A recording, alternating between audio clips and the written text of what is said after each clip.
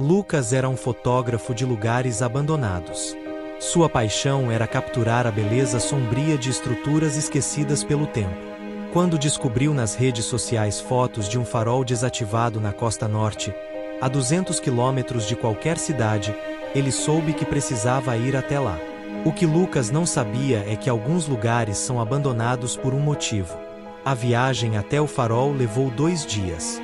A estrada de terra era irregular e perigosa, cercada de um lado por penhascos que despencavam no mar violento.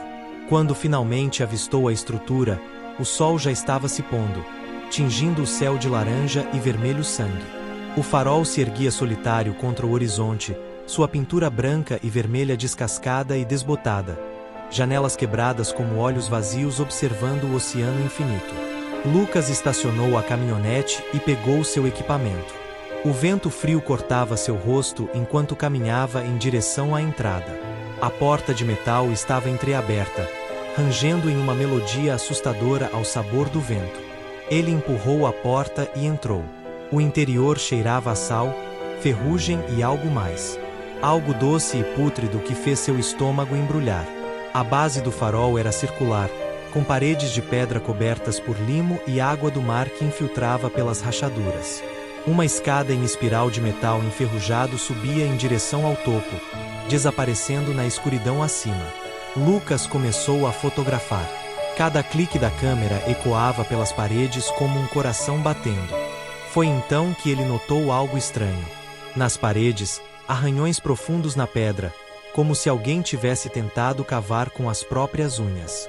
E palavras. Palavras arranhadas repetidamente. Não olhe para o mar à meia-noite. Não olhe para o mar à meia-noite. Não olhe para o mar à meia-noite. Um arrepio percorreu sua espinha. Lucas olhou para o relógio. 23 horas e 15 minutos. Ele riu nervosamente.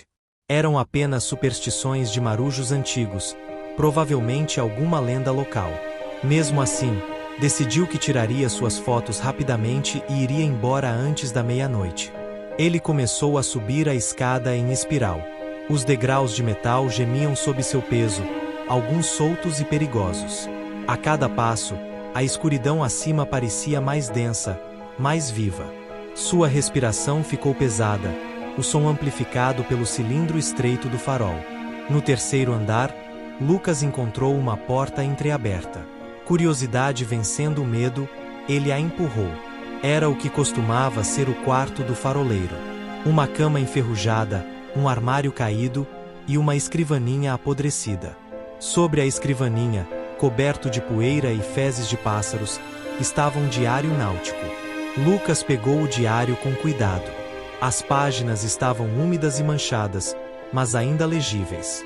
Ele folheou até encontrar a última entrada, datada de 15 de março de 1963.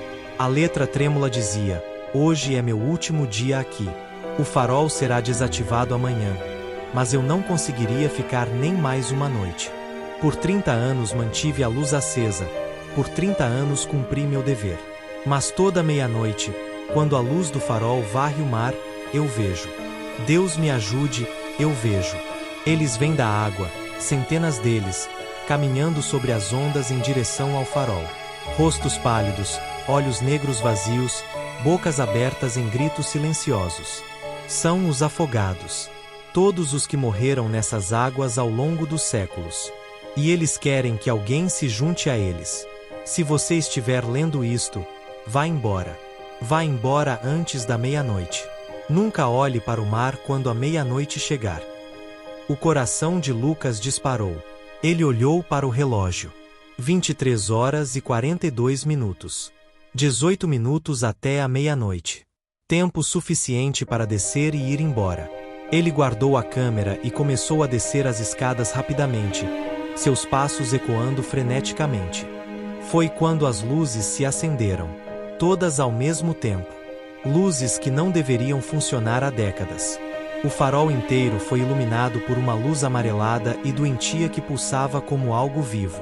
E a luz no topo, a grande lente do farol, começou a girar, lançando seu feixe poderoso sobre as águas escuras. Lucas desceu mais rápido, quase tropeçando, segurando-se no corrimão enferrujado. Tinha que sair dali. Tinha que sair antes da meia-noite. Mas quando chegou ao andar térreo, a porta de metal estava fechada. Ele puxou a maçaneta com desespero. Trancada. Impossível. Ele não tinha trancado.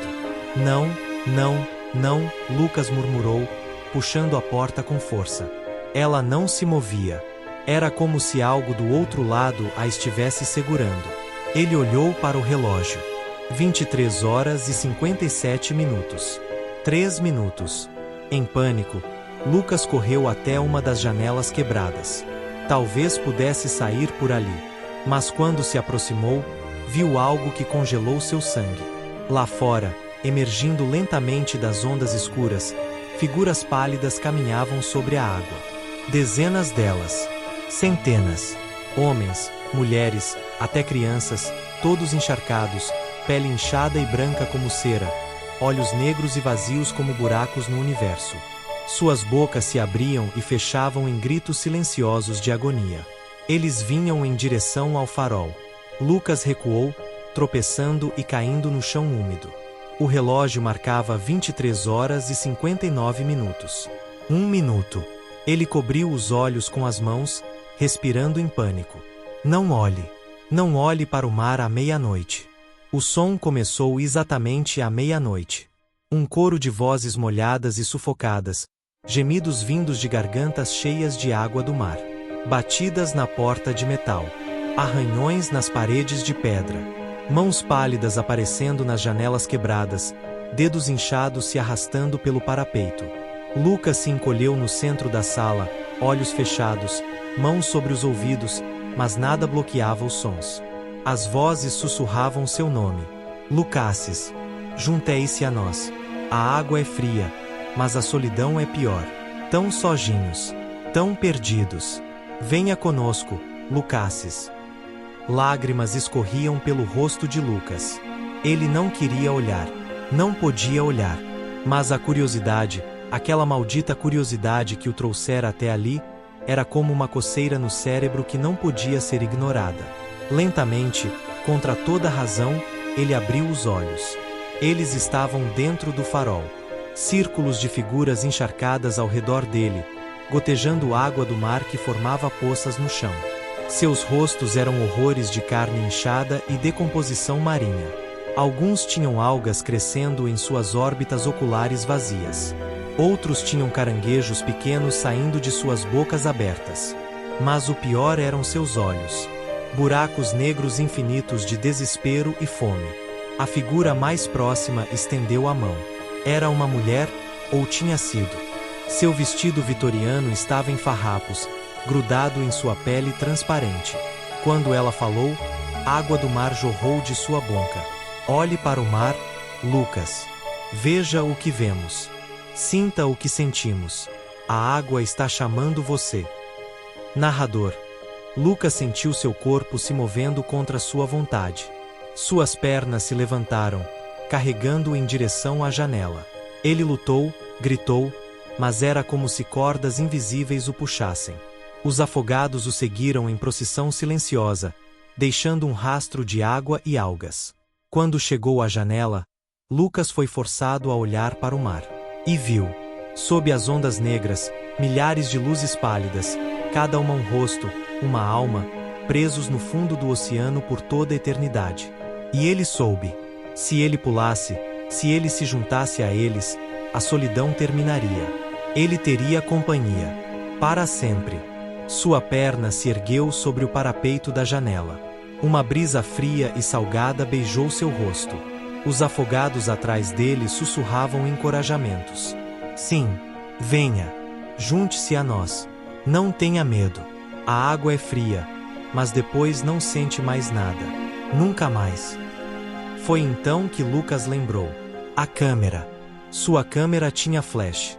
Luz. Os afogados vinham na escuridão, guiados pela luz do farol sobre o mar. Mas luz forte, luz direta, isso eles temiam. Tinha que temer, porque senão evitariam o dia. Com o último fio de vontade que possuía, Lucas arrancou a câmera de sua mochila. As mãos pálidas tentaram segurá-lo, dedos gelados agarrando seus braços, mas ele girou a câmera e disparou o flash diretamente nos rostos dos afogados. A luz explodiu como um pequeno sol. Os afogados recuaram com guinchos horríveis, suas formas se dissolvendo em névoa úmida. Lucas continuou disparando, flash após flash, girando em círculo, iluminando cada canto do farol. As criaturas gritaram, suas vozes como gaivotas moribundas, e recuaram em direção às janelas, despencando de volta para o mar. A última a ir foi a mulher de vestido vitoriano. Ela olhou para Lucas com algo que poderia ser tristeza em suas órbitas vazias. Você escapou hoje, ela sussurrou, sua voz como espuma do mar.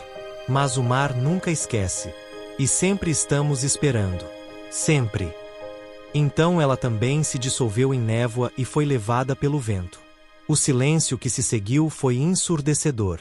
Lucas caiu de joelhos, tremendo, chorando, a câmera ainda apertada em suas mãos. As luzes do farol piscaram uma vez, duas vezes, e se apagaram.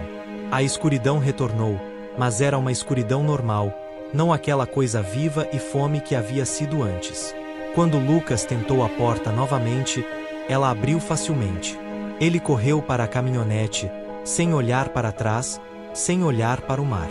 Dirigiu pela estrada perigosa no escuro total, lágrimas embaçando sua visão, mas não parando até ver as primeiras luzes da civilização. Lucas nunca mais fotografou lugares abandonados. Vendeu todo o seu equipamento, exceto aquela câmera. Aquela ele manteve, carregada e pronta, na mesa de cabeceira. Porque às vezes, tarde da noite, quando o vento sopra do oceano, ele ouve aquele sussurro úmido chamando seu nome. E ele sabe que um dia, talvez, terá que usar o flash novamente. 6 meses depois, o farol foi destruído por uma tempestade. Dizem que não sobrou nada, nem pedra sobre pedra. Mas pescadores locais ainda evitam aquela parte da costa. Especialmente à meia-noite. Porque às vezes, mesmo sem o farol, ainda há uma luz fantasma que varre o mar. E quando essa luz passa, figuras pálidas podem ser vistas caminhando sobre as ondas. Procurando. Sempre procurando. Por alguém para se juntar a eles nas profundezas frias e escuras de onde nenhum grito é ouvido. Fim.